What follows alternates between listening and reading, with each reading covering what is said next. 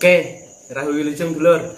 Malam ini Abah kedatangan tamu ya, jauh-jauh dari mana? Serengat ya? Ya, Serengat. Dengan Mas siapa ini? Mas Dias. Mas Dias. Ini tadi ceritanya Mas Dias katanya dapat nemu ular ya.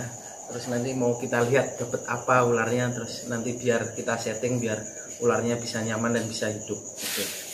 Oh ya, malam ini Abah nggak bersama Mas Gondrong, soalnya Mas Gondrong lagi sakit. Semoga nggak kena corona ya. Oke. Amin. Oke. Ini dapat mana Mas ularnya? Tahu. Ini tadi pagi Mas. Itu saya kan nyapu-nyapu di depan rumah. Ya. Nah itu kejatuhan ular. Nah ularnya itu motifnya kok bagus. Nah mau saya matiin sama sapu itu mana jangan. Lah itu. Akhirnya saya ada botol aqua saya taruh di botol, coba sampean cek apa Mas. Oke.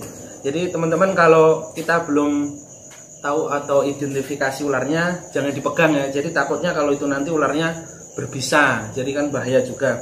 Jadi benar tadi penangannya, jadi diambil aja, diamankan. Jadi walaupun berbisa kalau bisa jangan dibunuh, dirilis aja. Tapi tetap jauh dari kemungkinan warga. Oh, ternyata dapat pip snack.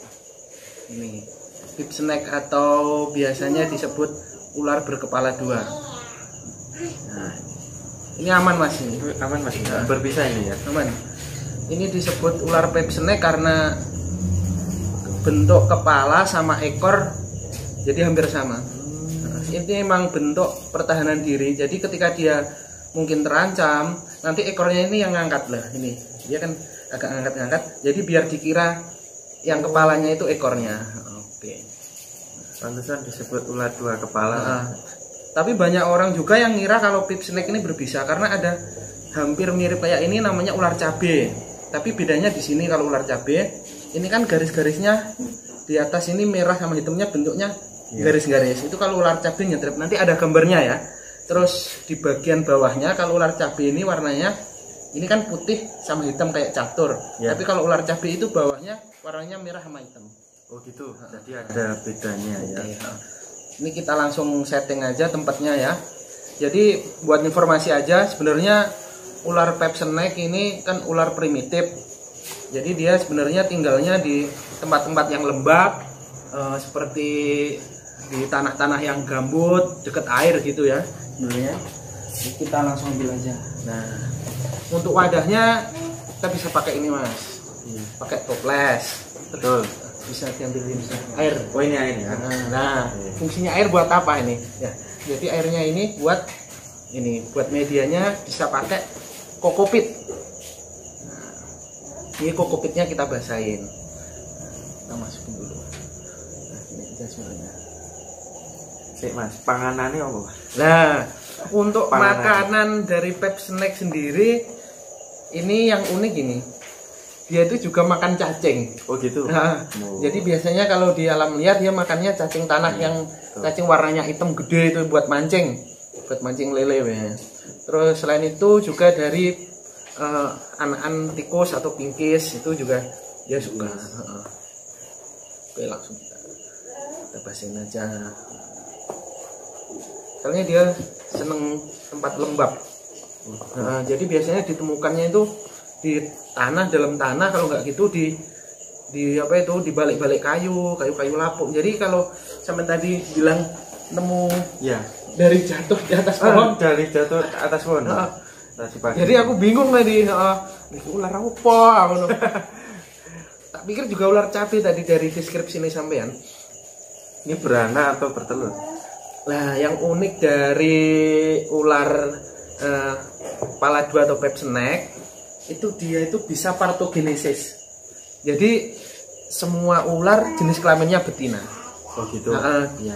Jadi nggak usah pasangan, nanti dia hamil sendiri terus keluar. Tapi keluarnya langsung anak. Jadi bukan telur lagi. Oh, ovovivipar dia. Jadi untuk teman-teman sekedar informasi ya, untuk hewan-hewan partogenesis itu biasanya terjadi pada serangga juga. Kayak semut, lebah itu juga partogenesis. Untuk ular ada juga ini, terus elephantrum, tapi bukan partogenesis yang sempurna. Maksudnya mereka juga terpantau ada beberapa yang masih kawin, tapi kalau ini patogenisasinya sempurna, jadi dia Sempurna. nggak perlu kawin ya. Jadi settingnya gini aja Ya. nah, kita tambahin hiasan biar cakep lah, potongan kayu. Nah ini aja sebenarnya. Oke, kita masukin. Tanganku kotor aja. Nah itu ekornya naik ini. Ya kalau nyerang ya memang ciri khasnya ekornya naik gitu. Sebenarnya nggak nyerang, dia Oh. karakter ularnya jinak, nggak berbisa dan aman. Cuma banyak orang mungkin kurang tertarik karena mungkin hewan lokal, padahal ini cantik banget. Coba pegang. Enggak apa ya. Nah, aman. Oke. Gua rentet. Oh iya, aman. Aman. Karakternya ya, aman banget nih. Ini jenisnya memang dia hidup di darat saja. Karakternya hidupnya di darat, di tempat-tempat yang lembab. Ini nanti dia biasanya langsung masuk ke dalam tanah buat nyari makan.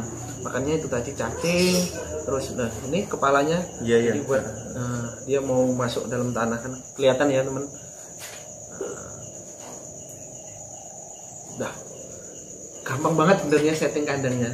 Yang penting kalau bisa nanti ditempatkan di tempat yang nggak panas mas, jadi nggak terkena sinar matahari langsung, takutnya nanti kan terlalu panas. Betul.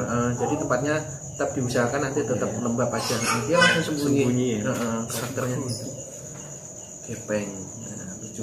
Nah ini nanti kalau udah gede biasanya warnanya merah itu tadi mudar, jadi hilang terus jadinya hitam motifnya gitu. atas, hitam polos. Kalau gede biasanya cenderung warnanya hitam. Nah, Ini ukuran maknya berapa? Maksimalnya? kalau maksimal dari Pep Snack itu yang terekord maksimal 1 meter. 1 meter. 1 meter. Tapi kebanyakan usia dewasa itu 70-80 itu udah jumbo banget. Cuma pernah terdata itu pernah ada yang sampai 1 meter. Tapi rata-rata di tempat teman-teman atau yang pernah ditemukan itu 70-80 cm udah dewasa, udah gede banget gitu. Kalau ukuran segini tadi masih ukuran juf lah, remaja berarti.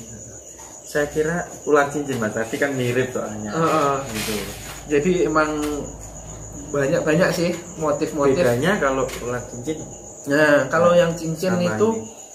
warnanya, kalau cincin emas itu warnanya keemasan.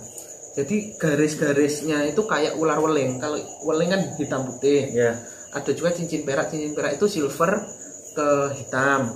Kalau cincin emas itu kenapa disebut emas? Karena lingkarannya itu warnanya emas atau kuning-kuning emas. Kalau yang itu bahaya mas, jangan dipegang.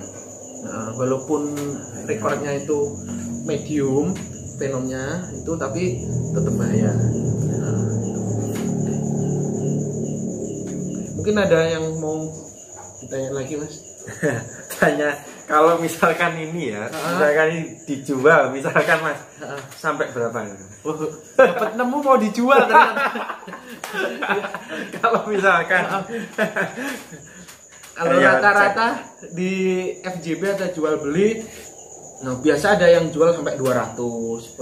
Tergantung ukuran. Kalau masih kecil ada yang jual 50. Kan rata-rata yang dijual udah gede-gede. Di sini satu sejempolan kaki kayak gitu. Itu biasanya harganya segitu. Dia bisa stres? Enggak mas. Kalau settingan kandangnya benar, biasanya sangat jarang sekali dia untuk stres. Untuk karakter-karakter ular primitif itu sebenarnya peliharaannya sangat gampang banget sih. Yang penting setting kandangnya benar, itu aja udah aman ya. Oke. Udah mas? Udah itu aja mas, sepertinya. Oke, teman-teman itu tadi ya. Di sini kita dapat ambil pembelajaran, yaitu yang pertama, kalau kita dapat nemu ular, kalau kita belum tahu identifikasinya, jangan sekali-kali langsung dihandle. Takutnya kalau ular itu tadi berbisa, itu yang kedua. Dan takutnya lagi kalau cara handle kita itu nanti salah ya. Jadi yang lebih aman mungkin kita pakai alat, kita masukkan botol dulu, baru kita identifikasi. Jadi banyak sekali teman-teman itu di postingan di grup-grup dia langsung handle, langsung bunuh, terus baru tanya. Itu kan unfaedah ya. Jadi yang benar itu tadi. Ini masnya udah benar banget ini, Pak Guru soalnya. Terus yang kedua, kalau emang nanti nggak bisa ngerawat, lebih baik kita rilis kayak gitu ya. Walaupun ular venom ataupun nggak venom, sebisanya jangan dibunuh. Kalau emang tempatnya dekat permukiman, yang penting kita jauhkan aja dari pemukiman karena mereka juga layak untuk hidup. Itu aja dulur.